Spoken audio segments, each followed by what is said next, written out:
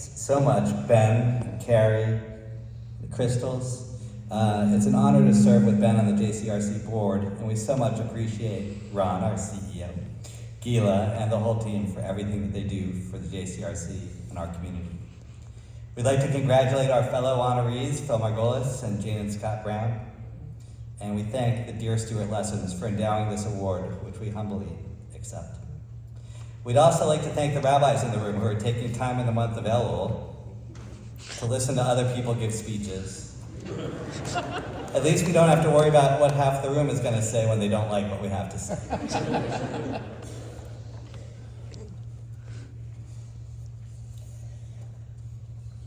Early in my marriage to Todd, my mother-in-law, Joan, took me to a Federation event. We had a lovely evening together, and at the end of the night, she showed me her Lion of Judah pin.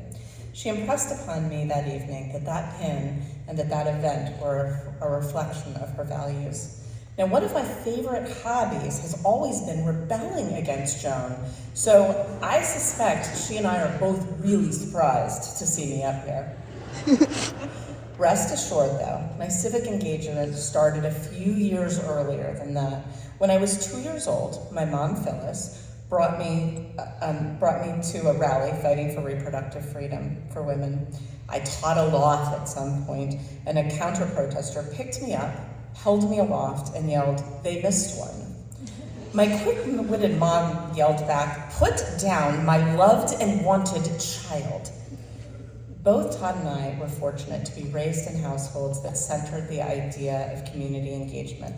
We were taught that if you want to live in the world, you must strive to improve it.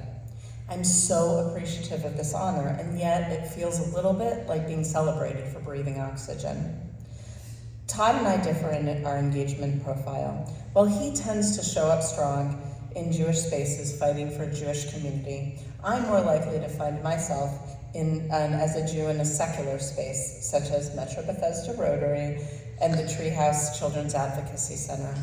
I find myself having to remind people that there are actually 2 days of Rosh Hashanah and that Shmini Atzeret is actually a holiday. Current events, though, are leading me into Jewish organizations, though, as my dedication to abortion access draws me towards the Red Tent Fund, which you heard about a minute or two ago, the first abortion fund dedicated to Jewish values. As our own children, Blake and Yael, mature into fine young adults, I can't wait to see the way that they process and exemplify these lessons. It has already started with Blake making Get Out the Vote phone banking a part of their schedule, and Yael showing a lot of leadership potential with Jewish student organizations. A few days ago, we were invited to a friend's annual Sukkah gathering. I was reminded as I added the event to my calendar that last year, after that lovely evening, I woke up the following morning to a world that had changed forever. The year since then has been one of unbelievable challenge and sadness, with some breakout moments of joy. As I look out among you, I see so many friends, relatives, and people I respect. Some of you have traveled from great distances to be here, but most of all, I see a room of change makers. You guys are the kind of people that can give a girl a bit of an imposter syndrome. It leaves me with a lot of hope. With this kind of group working to make the world a better place, how can we fail? So thank you to Ron and to Gila, to Lisa, heck, to the entire JCRC staff. Thank you to Joan for your speech about the pin. Thank you to my mom for getting me back from the counter-protester. And thank you to everyone who's here for everything that you do and everything that I know you're going to do tomorrow and the next day.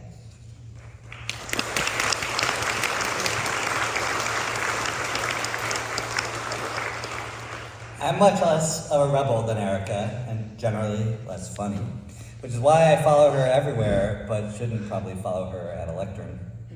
As Erika mentioned, my parents raised me to live openly and outwardly as a proud Jew.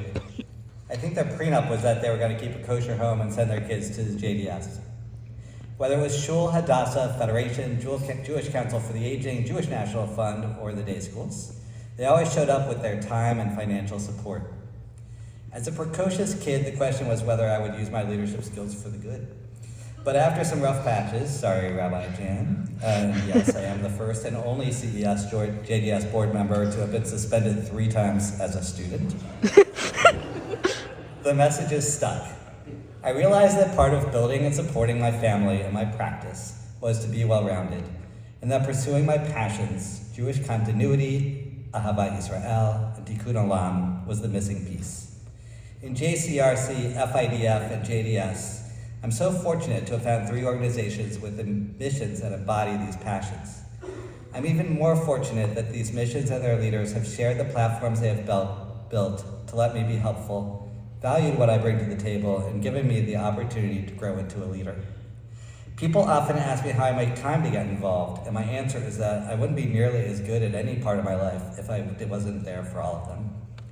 As Erika said, we're immensely proud of our kids who reward our well-rounded approach to living our values. Lake is one of the youngest people to ever teach at Bethel's Tikkun Leil Shavuot. When we decided to teach together on Jewish perspectives on gender, Lake amazed me by demonstrating how they took Jewish perspectives into account in coming to understand their identity. Yael is a passionate scientist and has made choices to eat far fewer things out of the house than the rest of us as a sign of her commitment to Jewish practice. So we thank you for allowing us to share a bit about why we do what we do. We wish all of you a Shana Tova, and we pray that 5785 will be a better and brighter year for Israel, the Jewish people, and our world. Thank you so much.